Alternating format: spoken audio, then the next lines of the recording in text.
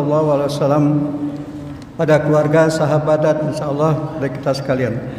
Jamaah, sebagaimana biasa, sebelum khatib menyampaikan khutbahnya, ada beberapa maklumat yang perlu disampaikan. Salat Jumat pada hari ini tanggal 24 November 2023 bertepatan dengan tanggal 10 Jumadil Awal 1445 Hijriah, jatuh pada pukul 11.40 waktu Indonesia Barat. Yang bertugas sebagai khatib sekaligus imam adalah Al-Ustadz Khairuddin SPD. Alhamdulillah beliau sudah hadir di tengah-tengah kita. Dan untuk Jumat depan tanggal 1 Desember 2023, insya Allah yang akan bertugas sebagai khatib adalah Al-Ustadz H. Ahmad Asrori LC MPDI. Kita doakan mudah-mudahan beliau dalam keadaan sehat dan dapat melaksanakan tugasnya. Selanjutnya, alhamdulillah pada hari ini Jumat Barokah tersedia cukup, mudah-mudahan bisa terbagi kepada semua jamaah, khusus anak-anak tetap tenang, tidak gaduh, dan Jumat Barokah diberikan di lantai 2 di atas. Diingatkan kembali kepada anak-anak untuk tidak berisik, ya. Terlebih lagi ketika khatib sedang menyampaikan khutbahnya.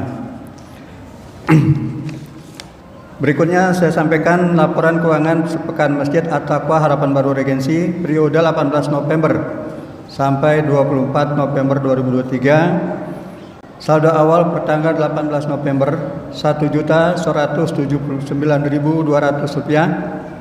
Penerimaan Rp7.625.000. Pengeluaran Rp7.232.000. Saldo pertanggal 24 November Rp1.572.200. Jazakumullah khairan katsira.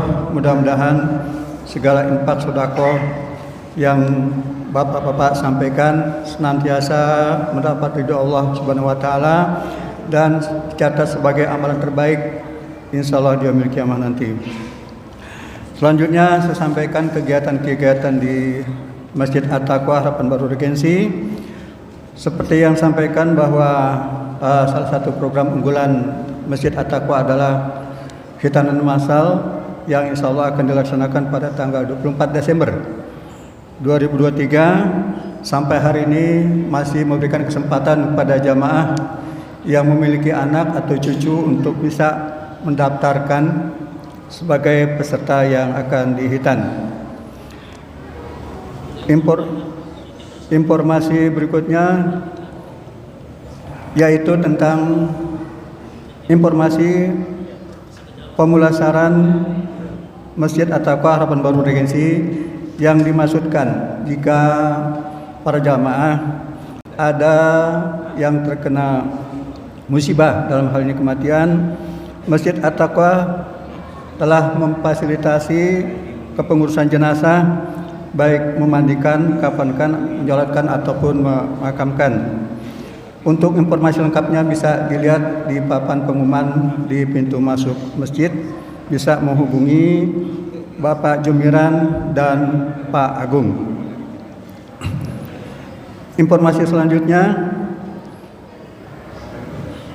sebagaimana biasa, untuk lebih mengenal sosok Nabi Muhammad SAW, kegiatan bagi anak muslim setingkat TK dan SD, jadi Bapak jamaah yang memiliki anak TK SD dapat mengikutsertakan kegiatan anak muslim di Masjid At-Taqwa lantai 2. Akan diselenggarakan kegiatan anak yang dilaksanakan tanggal 2 Desember 2023 pukul 9 sampai selesai dengan tema Salat Bukti Cinta kepada Nabi Muhammad SAW. Penceramah pengarah Ustazah Aulia Nurul Fikri SPD. Informasi yang terakhir yaitu informasi kajian bulanan. Kami pada Masjid At-Taqwa mengundang para jamaah untuk menghadiri dan mengikuti kajian bulanan yang akan dilaksanakan esok pagi Sabtu tanggal 25 November 2023 waktu ba'da subuh. Tema Tazkiyatun Nafs atau pembersihan jiwa bertempat di Masjid At-Taqwa Harapan Baru Regensi. Subtema sifat yang menjerumuskan ke dalam dosa, dinukil dari kitab Minhajul Qasidin. Insya Allah penceramahnya nanti akan disampaikan oleh Al Ustadz Bima Abdul Khair Amar LC-MSI. Demikian informasi yang dapat disampaikan. Untuk semua ini marilah kita berdoa dan mendoakan bagi saudara-saudara kita, orang tua kita yang masih dalam kondisi sakit ataupun yang sudah meninggal. Juga tetap kita doakan saudara-saudara kita yang saat ini masih dalam kondisi yang tidak menentu, yaitu saudara kita di Palestina. Marilah kita doakan. Astaghfirullahaladzim, astaghfirullahaladzim. Bismillahirrahmanirrahim. Alhamdulillahirabbil alamin, hamdan syakirin, hamdan naimin, hamdan yakin wa yukafi mazida. Ya Rabbana lakal hamdu wa lakal mulku wa lakal syukru kama yanbaghi li jalali wajhikal karim azim subhanak. Allahumma shalli ala Muhammad wa ala alihi wasallam. Allahumma ajib bi ba'san rahbanas wasbi anta syafi la shifaa illa shifaa'uk shifaan la yughadiru saqam. Allahumma la tahrima ajrahu wa la tahtina wa'dahu waghfir lana wa lahu. Allahumma a'inal Islam bi mujahidin fi Palestin. Rabbana ighfir lana wa li ikhwanina alladhina sabaquna bil iman wa la taj'al fi qulubina ghillan lil ladzina amanu rabbana innaka ra'ufur rahim. Rabbana zalamna anfusana wa illam taghfir lana wa tarhamna lanakunanna minal khasirin. Rabbana atina fid dunya hasanah wa fil akhirati hasanah wa qina adzabannar. Wadahilal jannata ma'al abrar. Ya Aziz ya Ghaffar ya Rahman ya Rahim ya Rabbal alamin. Sallallahu Muhammadin wa alihi wasallam ajmain. Walhamdulillahirabbil alamin. Sebelum khatib naik ke mimbar, dimohon perhatian kepada jamaah bahwa sholat zuhur makin hari waktunya makin maju. Jadi mohon diperhatikan.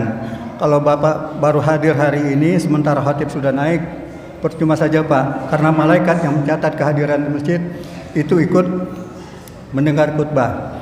Demikian barangkali sekedar informasi tambahan. Pada Al Ustadz dipersilakan naik mimbar. Kurang lebihnya mohon maaf. Assalamualaikum warahmatullahi wabarakatuh.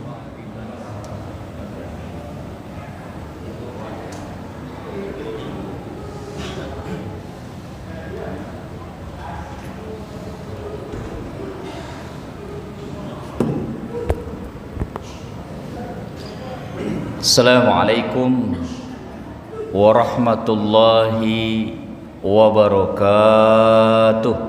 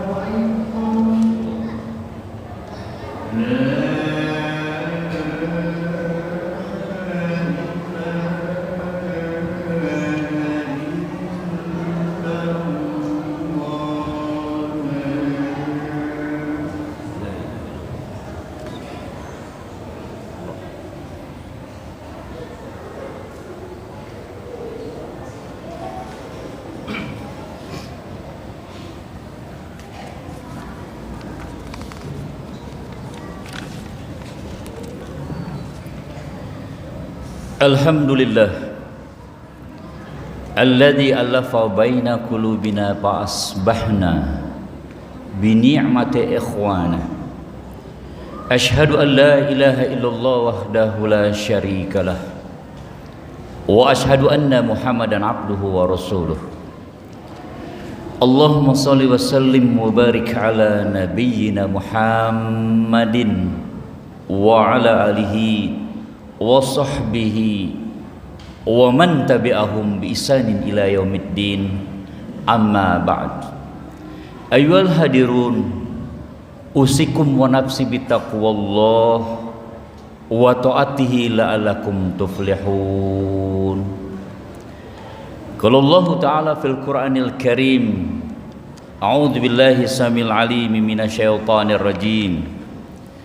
Subhanalladzi asra bi 'abdihi lailan minal masjidil harami ilal masjidil aqsa alladzi barakna haulahu linuriyahu min ayatina innahu huwas samiul basir. Wa qala aidan bismillahirrahmanirrahim, wal yakhshal ladzina law taraku min khalfihim dzurriyyatan di'afa khafu 'alaihim falyattaqullaha wal yaqulu qawlan sadida. Shadaqallahul azim. Ma'asyiral muslimin sidang Jumat rahimakumullah, marilah kita bertakwa kepada Allah dengan sebenar-benarnya takwa, menjalankan menegakkan segala perintahnya dan menjauhi segala larangannya penuh dengan keikhlasan dan hanya mengharap ridha Allah Subhanahu wa taala. Karena kita yakin hanya dengan berbekal keikhlasan dan mengharap ridha Allah inilah insya Allah ketakwaan kita akan sampai ke hadapan Allah Subhanahu wa taala. Hadirin, dengan ketakwaan pula Allah akan menyelamatkan kita di bumi yang fana ini, yang penuh dengan tarikan syaitan, godaan duniawi yang begitu dahsyat, sampai-sampai Allah Subhanahu wa taala mengingatkan kita semua, menasehati kita semua, mentaujih diri kita semua agar kita berhati-hati dengan urusan dunia, karena bisa mencelakakan kita. Bukan saja kita celaka di dunia ini yang saat ini sedang kita jalankan, tetapi juga na'udzubillahi min zalik, celaka pula nanti kita kelak di akhirat. Salah satu nasihat Allah itu ada di dalam Al-Quran, di surah yang ketiga, surah Ali Imran, di akhir ayat 185. Wa mal hayatud dunya illa mataul gurur. Kehidupan dunia melainkan kesenangan yang memperdaya. Mudah-mudahan dengan nasihat Allah yang pendek syarat makna ini, kita akan semakin mampu memilih dan memilah mana urusan duniawi, mana urusan ukhrawi. Hadirin, yang paling penting dari nilai ketakwaan itu adalah Allah pasti memenangkan orang-orang yang bertakwa, orang-orang muttaqin. Mudah-mudahan termasuk kita di dalamnya. Kemenangan yang Allah berikan untuk orang-orang muttaqin itu sangat amat luar biasa. Mengapa? Karena orang-orang muttaqin masih hidup di dunia ini saja, sesungguhnya Allah telah memberikan kemenangan-kemenangannya berupa nikmat yang diberikan Allah begitu banyak kepada orang-orang muttaqin. Ketika kita bisa hadir di tempat yang mulia ini, di masjid yang kita cintai ini adalah kemenangan iman. Dan kemenangan iman ini tidak serta-merta diberikan seluruhnya kepada kaum muslimin. Tidak, dipilih oleh Allah Hanya orang-orang muttaqin yang berhak mendapatkannya itu. Kita bisa lihat saja di jalan-jalan raya, di tempat-tempat yang ramai, kafe, stasiun, terminal, dan tempat ramai lainnya, yang pasti kita yakin sebagian besar mereka adalah kaum muslimin saudara kita, terlepas apakah mereka memiliki ujur syar'i atau tidak, tapi mereka banyak yang tidak bisa melakukan sholat Jumat yang sebentar lagi nanti kita akan laksanakan. Kemudian dengan ketakwaan itu Allah membimbing kita menjadi keluarga yang sakinah, mawaddah, warahmah, wa dakwah, dengan istri dan anak-anak kita, bahkan cucu kita. Ini adalah kenikmatan yang diberikan Allah, yang merupakan kemenangan bagi orang muttaqin, dan kemenangan yang paling akhir yang akan diberikan untuk orang-orang muttaqin adalah nanti di akhirat kelak, ketika seluruh orang-orang muttaqin itu diwafatkan oleh Allah Subhanahu wa taala, baru Allah memberikan kemenangan paling akhir, dan setelah itu tidak ada lagi kemenangan-kemenangan. Dan ini merupakan kemenangan puncak bagi orang-orang muttaqin. Kemenangan itu berupa diberikannya surga Allah Subhanahu wa taala. Innalil muttaqina mafaza. Sesungguhnya orang-orang muttaqin itu dimenangkan Allah Subhanahu wa taala. Al-ayah. Ma'asyiral muslimin sidang Jumat rahimakumullah. Di dalam Al-Qur'an, tepatnya surat An-Nisa ayat ke-9, Allah meminta kepada kita agar ketika kita diberikan keturunan, anak, cucu, bahkan cicit, kita diminta oleh Allah Subhanahu wa taala agar anak-anak kita menjadi generasi yang kuat, cucu kita dan keturunan kita lainnya menjadi generasi yang kokoh, bukan generasi yang lemah, rapuh, mudah diombang-ambing. Di dalam surat An-Nisa ayat 9 Allah mengatakan, a'udzubillahi minasyaitonirrajim, wal yakhshal ladzina law taraku min khalfihim dzurriyyatan di'afa khafu 'alaihim falyattaqullaha wal yaqulu qawlan sadida.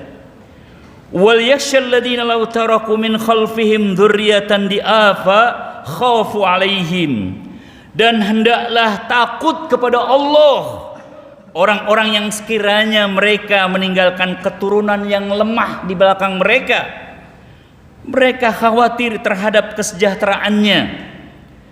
Falyattaqullaha wal yaqulu qawlan sadida. Oleh sebab itu hendaklah mereka bertakwa kepada Allah, dan hendaklah mereka berbicara dengan tutur kata yang benar. Dari ayat ini begitu jelas bahwa kita diminta tidak meninggalkan generasi yang lemah, generasi yang lembek. Rasulullah SAW telah mengajarkan kepada kita semua. Beliau telah membentuk generasi yang amat kuat, yaitu lahirlah para sahabat yang sangat luar biasa.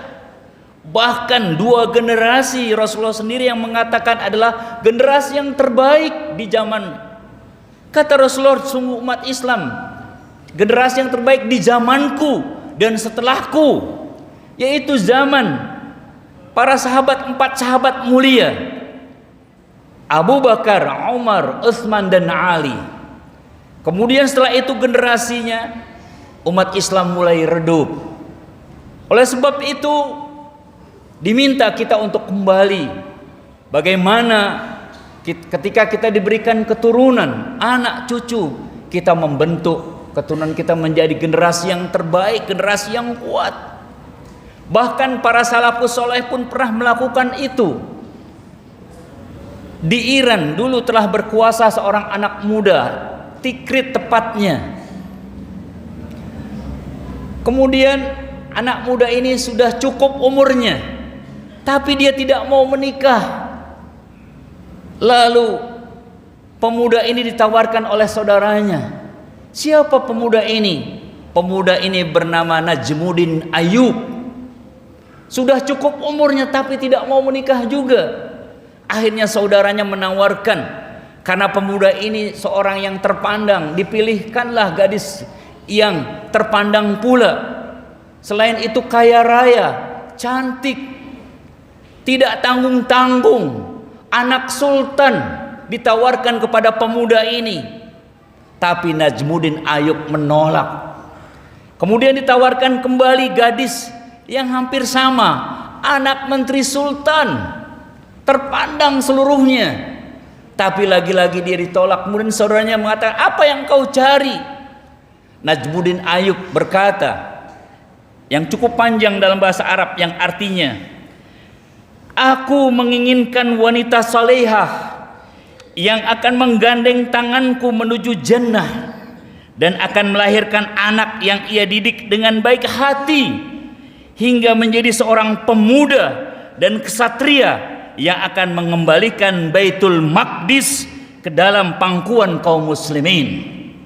Itulah cita-cita Najmuddin Ayub, seorang pemuda yang dia tidak mau menikah sembarangan. Dia ingin mencari wanita yang menurut dia cocok seperti ini, membebaskan Al-Quds, Baitul Maqdis. Lalu kata saudaranya, tidak mungkin kau bisa menemukan wanita seperti ini, gadis seperti ini. Tapi apa kata Najmuddin Ayub?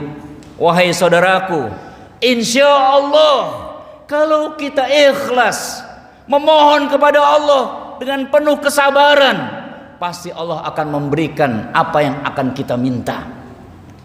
Kemudian dalam pekan berikutnya, Najmuddin Ayub terbiasa diskusi dengan para syekh. Kala itu dia sedang berbicara di sebuah masjid besar dengan seorang syekh. Tiba-tiba ketika berdua sedang dialog, masuklah seorang gadis. Di balik tabir, gadis itu berkata kepada syekh, wahai syekh, aku menolak pemuda yang kau tawarkan kepadaku. Kenapa engkau menolak wahai gadis? Kata syekh tadi, pemuda yang aku carikan kepada engkau adalah pemuda yang tampan, pemuda yang kaya raya, terpandang. Mengapa engkau tidak mau?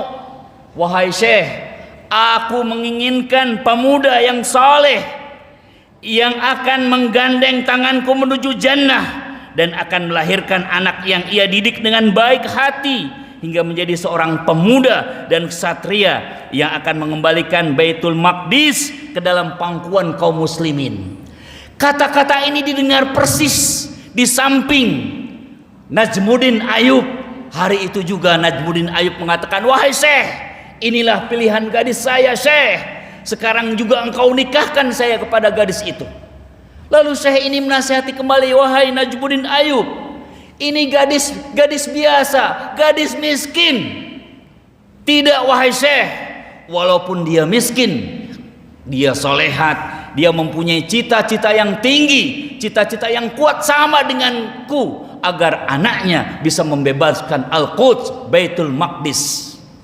Akhirnya syekh ini pun menikahkan dua sejoli yang soleh dan solehat ini dalam satu pernikahan yang sangat agung.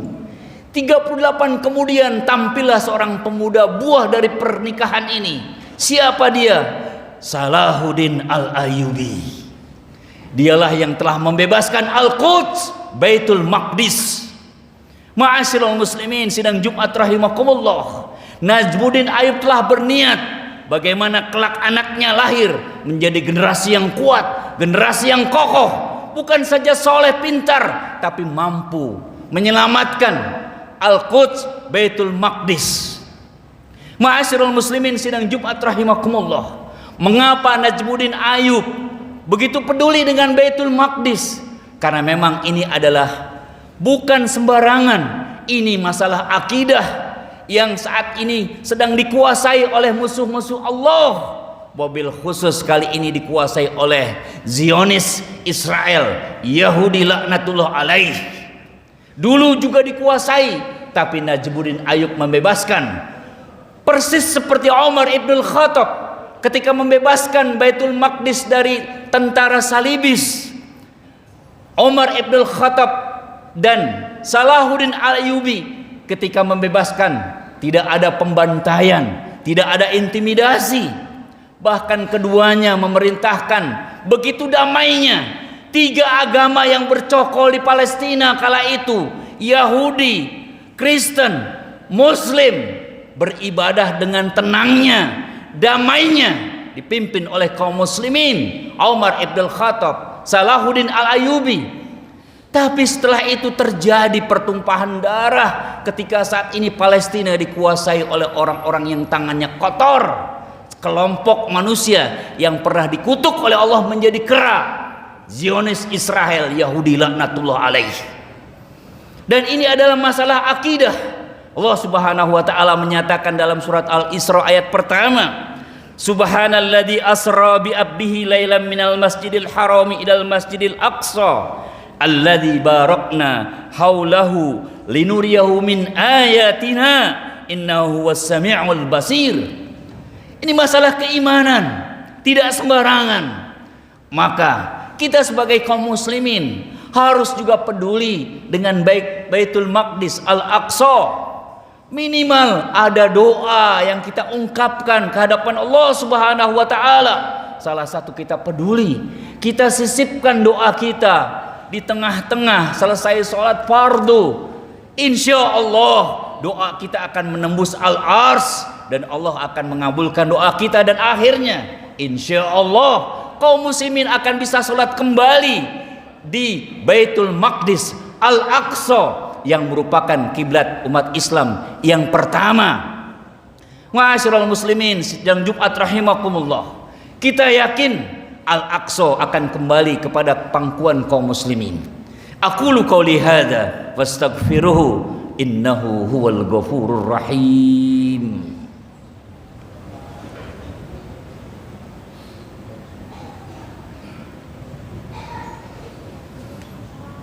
Alhamdulillah, nahmaduhu wa nasta'inuhu wa nastaghfiruh wa na'udzubillahi min syururi anfusina wa sayyiati a'malina. May yahdihillahu fala mudhillalah wa may yudlil fala hadiyalah. Asyhadu an la ilaha illallah wahdahu la syarikalah wa asyhadu anna Muhammadan abduhu wa rasuluh. Allahumma shalli wa sallim wa barik ala nabiyyina Muhammadin wa ala alihi wa sahbihi wa man tabi'ahum bi isanin ila yaumiddin. Amma ba'd. Ayyuhal hadirun, ittaqullaha haqqa tuqatih wa la tamutunna illa wa antum muslimun. Ma'asyiral muslimin sidang Jumat rahimakumullah, sebelum khatib menutup khutbah yang kedua ini dengan doa, khatib berpesan kepada diri khatib sendiri dan juga hadirin sekalian, marilah kita hadirkan generasi yang kuat, generasi yang kokoh dari keturunan kita. Palestina yang saat ini sedang bergejolak, Israel sudah putus asa menghadapi tentara Hamas Izzuddin Al-Qassam. Siapakah tentara Hamas Izzuddin Al-Qassam? Dia adalah bentukan dari generasi yang kuat. Dulu tahun 88, seorang ulama bernama Syekh Yasin, waktu berumur 16 tahun dia kecelakaan sampai lumpuh badannya, tidak bisa lagi berdiri. Dia hanya duduk di kursi roda. Badannya lumpuh, tapi pikirannya sangat tajam dengan Quran dan Sunnah. Maka dia pun mulai tahun 80 itu membentuk satu gerakan pemuda yang bernama Gerakan Intifadah. Lewat Quran dan Sunnah itulah bahwa Al-Quds hanya bisa dibebaskan dengan Quran dan Sunnah, tidak dengan yang lain, tidak dengan perdamaian. Semua itu adalah omong kosong, tipu licik Barat yang mengaku katanya mengakui hak asasi manusia, padahal sesungguhnya mereka adalah teroris. Bayangkan sekarang sudah hampir 15.000 saudara-saudara kita dibantai oleh kera-kera Zionis Israel, Yahudi laknatullah alaih. 5.000 diantaranya adalah anak-anak.